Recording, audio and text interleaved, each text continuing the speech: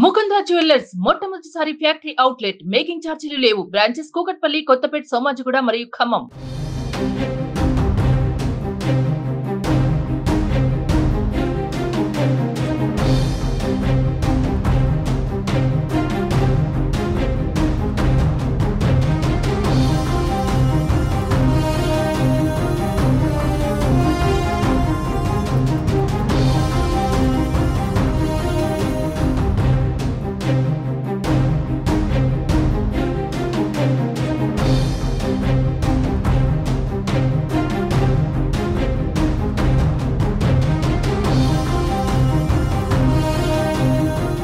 తెలంగాణలో ఇప్పటివరకు 2 విడతల్లో రైతు రుణమాఫీ చేసింది కాంగ్రెస్ ప్రభుత్వం. 2 విడతల్లో 1,50,000 వరకు రైతు రుణాలు మాఫీ చేశారు.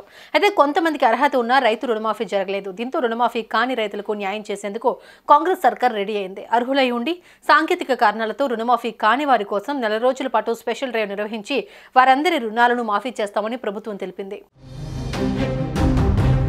తెలంగాణ ప్రభుత్వం ఎన్నికల్లో ఇచ్చిన హామీ ప్రకారం 2 లక్షల రైతు రుణమాఫీని ప్రారంభించింది. మొత్తం 3 విడతల్లో మాఫీ చేస్తూ ఉండగా ఇప్పటికే 2 విడతల్లో 1,00,000-1,50,000 రూపాయల వరకు రుణాలు మాఫీ అయ్యాయి.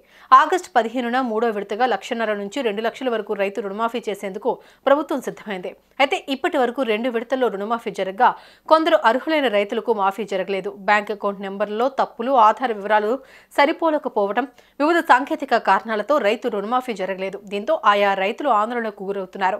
తమకు రుణమాఫీ జరగలేదని ప్రభుత్వం దృష్టికి తీసుకొస్తున్నారు. రైతులకు రుణాలు మాఫీ కాకపోవడంతో ప్రభుత్వం ఫోకస్ పెట్టింది. అర్హతలు ఉన్న రుణమాఫీ కాని రైతుల కోసం స్పెషల్ డ్రైవ్ నిర్వహిస్తామని ప్రభుత్వం ప్రకటించింది. అటువంటి వారి కోసం 4 రోజుల పాటు స్పెషల్ డ్రైవ్ నిర్వహించి రుణాలను మాఫీ చేస్తామని తెలిపింది.